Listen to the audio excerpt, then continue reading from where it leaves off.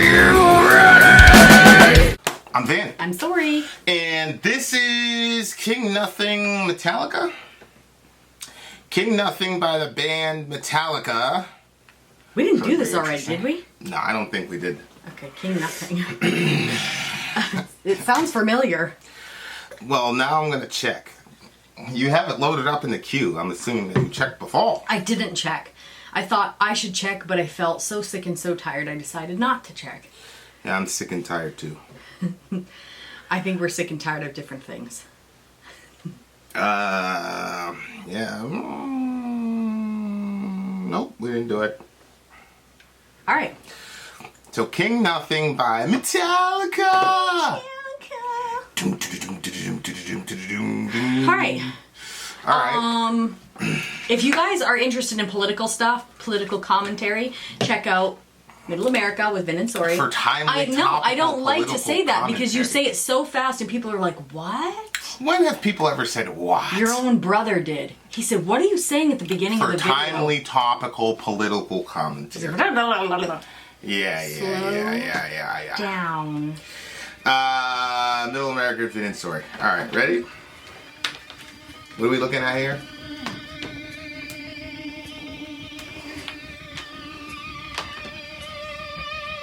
Sounds like a mosquito. Yeah.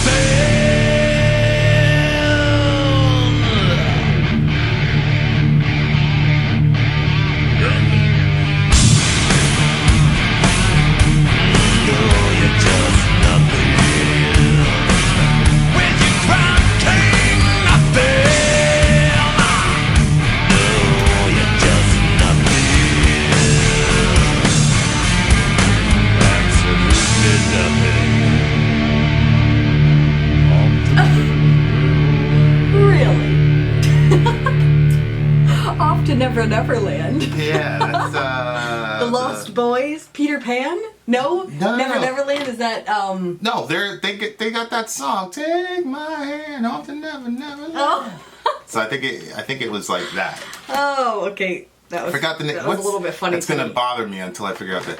Take my hand, Neverland. That was Enter Sandman.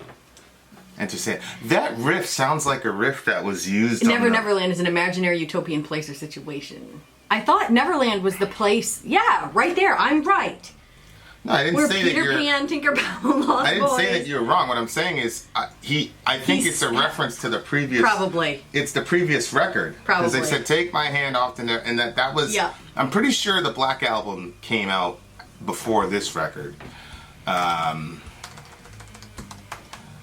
because that phrase and even the riff itself sounded like a riff that.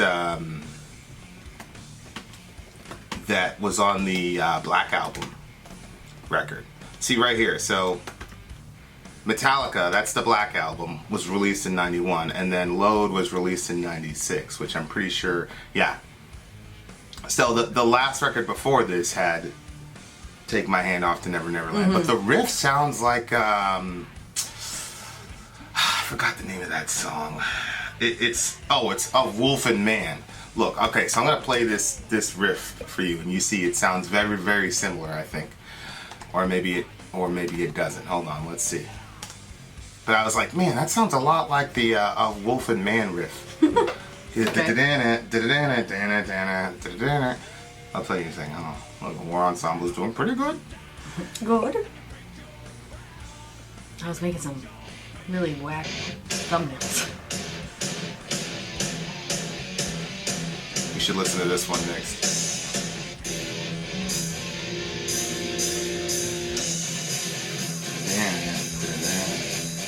It sounds very similar to that one. But anyway. Okay, King Nothing. It reminded me of, so there was this country song I used to listen to when I was a teenager, and it's about this husband and this wife, and they were at a like a hometown football game, and when he like runs across his old high school flame, and it says like he remembers it says she was the one that I wanted for all time, and each night I'd spend praying that God would make her mine. If you'd only grant me this one wish, I wish back then I'd never ask for anything again. And then he says, sometimes I thank God for unanswered prayers. Remember when you're talking to the man upstairs that just because he doesn't answer doesn't mean he don't care, because some of God's greatest gifts are unanswered prayers. And he says, she wasn't quite the angel I remembered in my dreams, and I could tell that time had changed me in her eyes too, it seemed. We tried to talk about the old days. There wasn't much we could recall. I guess the good Lord knows what he's doing after all. And as she walked away, well, I looked at my wife, and then I thanked God. Oh, I was thought this part was so cute. And then he just thanks God that he didn't answer that prayer, because if God had answered that prayer, it would have been that with that girl, not the one that he married. And I know that this is not like a relationship song. Unfreaking. No, I know it's not a relationship song. Sori strikes again. Stop. I think it's actually about the music industry and wanting, certain plans and stuff like that. Can you pull up the lyrics? You have the wrong ones up. I don't necessarily. All right, go ahead.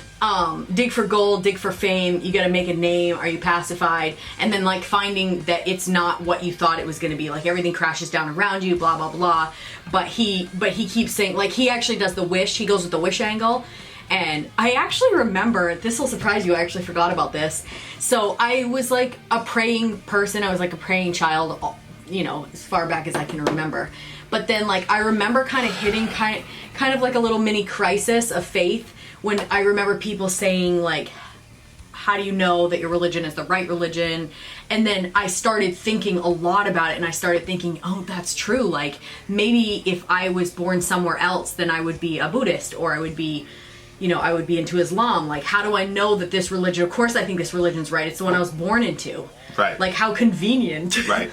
And so I remember my parents, like, you could not wish on a star. That was like, don't even think about it. But I always liked the way, I wish I might have this wish. I would like the way that it kind of like rhymed and went, and so I remember, I actually remember making a couple of wishes to see if that was the angle that we should be taking rather than the Christian angle.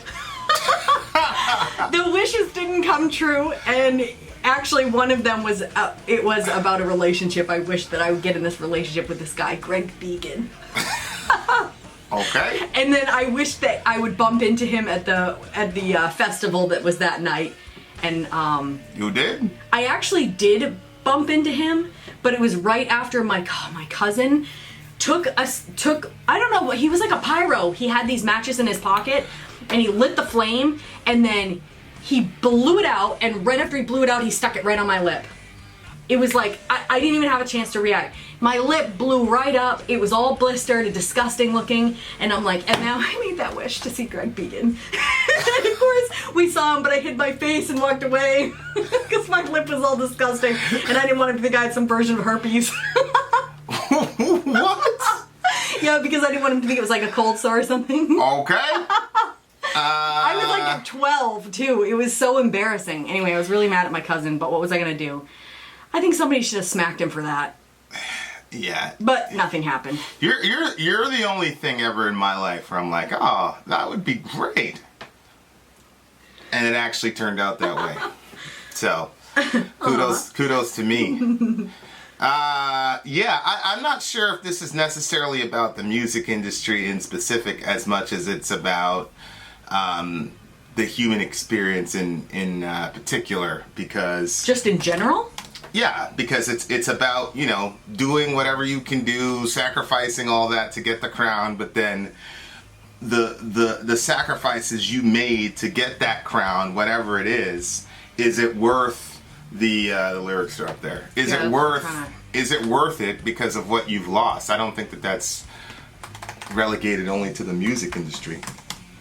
I guess the reason why is dig for gold, dig for fame. Did you dig to make your name? Are you pacified? So I guess I was thinking more music industry. But, I mean, I guess lots of people try to make a name for themselves. Well, yeah. But not everybody has the opportunity to, you know, I think that people dream of it. But as far as could somebody, there's lots of people that. I mean, it's the 1% rule. You know, like you're most of the people who are going to try to do something, quote, significant are going to fail at it. You know, so like there was something locally where it was extremely difficult to do, where I was able to do it. And it wasn't for gold or fame, but it was for, you know, in my mind, it was something bigger than that. It was trying to justify my existence because, you know, miracle baby, blah, blah, blah, blah, blah. Yeah. So, you know, it's that kind of, it's that kind of principle where you going after something and you think that your life is not going to be complete unless, you know, you do this or that thing. You accomplish this or that thing. But anytime you're trying to do something great, you're going to have to sacrifice something. It was an interesting moment on the Jordan documentary where I was actually surprised, where he said, you know, he was talking about how rough he was with his teammates and things like that. And then he said, you know, if you don't want to play that way, don't play that way. And he got emotional. And it was like, wow. Like, I was surprised that got him emotional, but it's obvious that there was you know, he paid a price for, and he said it, you know, for pushing them that hard. Yeah. He paid a price for it, and he wasn't impenetrable like you feel it. Yeah. It doesn't matter. If you're going to do something great, something's going to get sacrificed. People are going to get sacrificed. Relationships are going to get sacrificed. Yeah. You know. Yeah. I think that sometimes, you know, what they're talking about here, though, it seems like the goal itself was for gold, was for fame. Right. Where a lot of your Well, it's also, you dig to make your name. Yeah, but it's, yeah. So it's gold, fame, and it's also basically to solidify yourself in history as a, you know, I think that's a little bit different than fame, but go ahead. You know, it's so weird. I've never had that feeling as far as like creating a name for myself apart from what I instill in my children. That's always been my thing. Yeah, I think Kids for You was your gold pot at the end of the rainbow. Because there was a couple of years where you were extremely obsessed with having kids, and you were almost crazy. Some of the stuff you'd say, really, I'd be like, oh, okay. Lord help this woman. We need to pray for her. Oh, see, I don't remember any of those crazy things I said. Anyway, so are you pacified? I think that it always surprises me. I don't know how else to say this. When somebody outside of the Christian community recognizes that stuff doesn't hold the value that they expected it to, or maybe not that they realized it, but that they were honest enough to say it. Because a lot of times people aren't honest enough to say it. You know what I mean? Like, living the dream, blah, blah, blah. And then it's like, but would they have empty nights, but they're not going to say that publicly. So, I don't know. I always think it's a brave thing to do that. The metal community seems to be really, really in touch with it. Yeah. You know, rappers, there's all this, you know, money chase, they're going after money, yada, yada, yada. And then when they make it big, they brag about their money. There's never really like a reflective song that says all of this is emptiness. Whereas, you know, my favorite song of all time is Got the Life, which is Korn's version of this song, where you have everything handed to you, but for some reason you're still unhappy and there's a lot of emptiness. I think before, you know, when you're chasing a dream, you have something to look forward to, you have something to work toward, and you can say, oh, if I had this, I would be happy, da-da-da-da. Right. But when you still live in that illusion. Right. When you accomplish the dream, then it's, you know, this is not working. Yep. You know what I mean? Yeah. Like, but for some reason, you know, hip hoppers are, you know, they generally don't talk about it to this degree. But metalheads are, I think, because in metal, like, no disrespect to hip hop, I just think in metal, whether it's pop metal or underground metal, there's a very big primer on expressing yourself and expressing the dark regions of your emotions as best you possibly can, and that's how you get credibility in the metal community. Whereas in the hip-hop community, especially at the pop level, it's about being able to, you know, accumulate wealth and accumulate fame and accumulate women, quite frankly. And so that's how you gain credit, and, you know, certain acts of violence. That's how you gain credibility in the hip-hop community, and so that probably accounts for why you never see a song like this on the hip-hop side. Yeah, because it would discredit them, yeah. Well, I don't know if it'll discredit them, but like if Jay-Z came out with a record and said, you know, none of this stuff really means anything.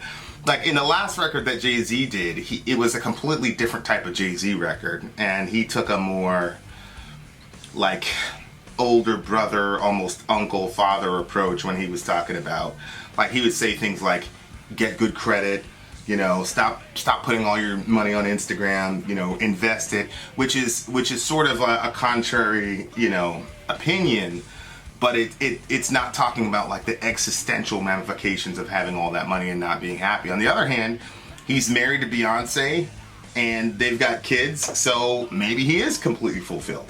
You know what I mean? And so maybe he's reoriented those priorities, and now he's got his wife and kids, and now he's got a bunch of money to get them anything that they want, so maybe he is fulfilled. You know, I mean, I don't know. I'm just saying it's a very strange dichotomy because you don't see it a lot in hip-hop. I still say it would discredit them. Yeah, I mean, I think Jay-Z can say anything he wants and have his...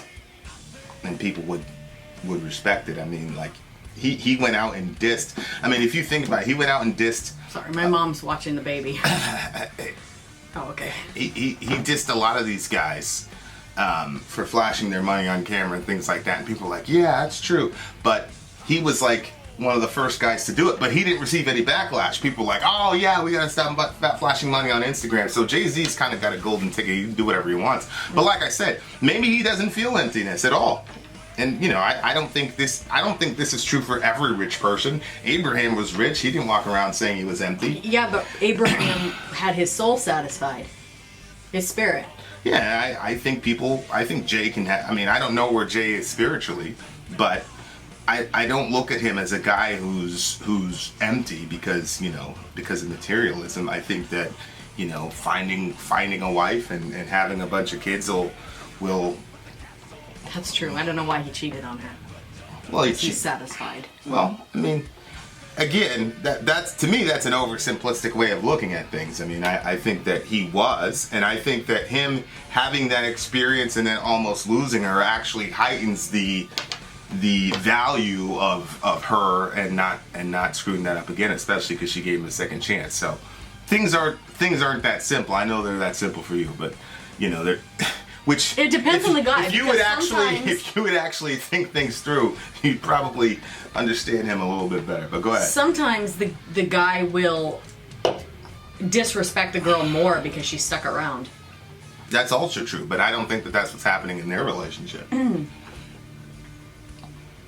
I don't think so either, because I think he knows full well she can leave and do just fine. Yeah, but I don't think that's the issue. I think the issue is he genuinely loved her and he made a mistake. It's not like it doesn't have to go there. But it's not about a relationship. I mean, he's saying it all comes crashing down. You break your crown. You point your finger. There's nobody around. Yada yada yada. I think like this is like what happens when you finally get to that pinnacle, and then you know all the people that you had to leave behind. You know, and then you go, is it worth it? And, you know, to some people it is. Like, I've met dudes that are like, this is what I wanted to do my whole life. And I'm like, yeah, but what about your wife and kids? He's like, nobody keeps their marriages in our business, which is true. And he wasn't, you know, I mean, when I go on trips, like, dudes would be all over the place, you know what I mean? But he wasn't.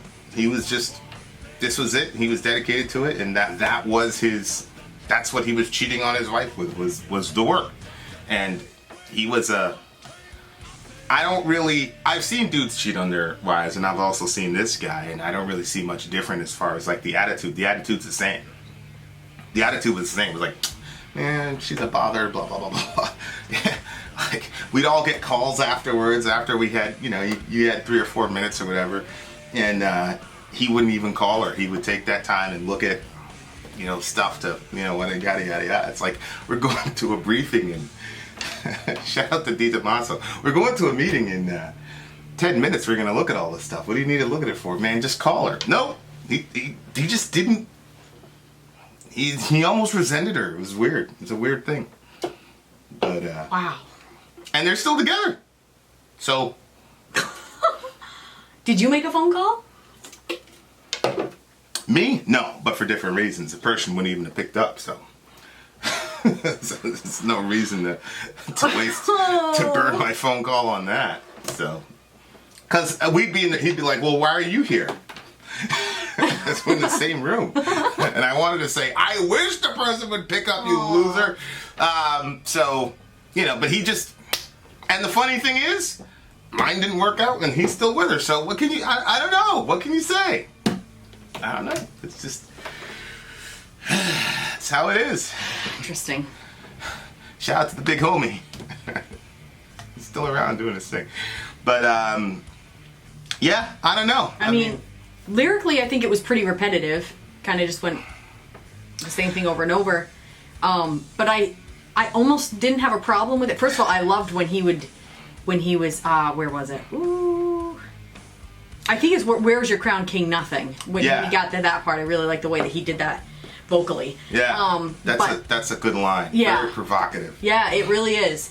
But I wasn't sure that it really needed a whole bunch of lyrics, because I think that it's provoking. You know, it's thought-provoking. And I think that you have to, sometimes when you say something that's really thought-provoking and then you move on to something else and your mind gets distracted, it almost kind of forgets what you heard before. So just repeating it over and over and going to the King Nothing thing, I think it was an important message, and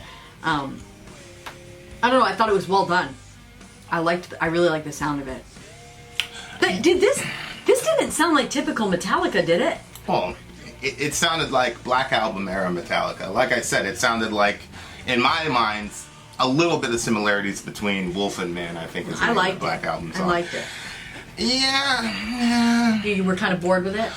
I mean, first of all, that line, a heart as hard as gold, was a brilliant line. I didn't even see that. Because it's, that was a brilliant line, because usually when it's talking about a heart of gold is a good heart thing. of gold, it's talking about, you know, the moral quality of the person. It's a measure of value Whereas he's transforming the gold to be not a measure of value, but a measure of consistency. And I thought that was a brilliant line. So shout out to the big homie for that. I mean, like I said, it's Black Album era Metallica, and you know, I'm not gonna say that every Black Album song was bad or whatever like that, but it doesn't sound like thrash Metallica. But they had to evolve. You can't keep making, you know, the same record over and over again. Like, you can't, you know, so I'm not mad at them for switching up their style. I just, you know, yeah, it's all right. What do you give it? 8.9. That's funny. I was going to give it an 8.9. Oh, really? Yeah, yeah. What do you say? Like this? It does. Whoop, whoop. There you are, dear listener. Vin out. Sori out. Gone.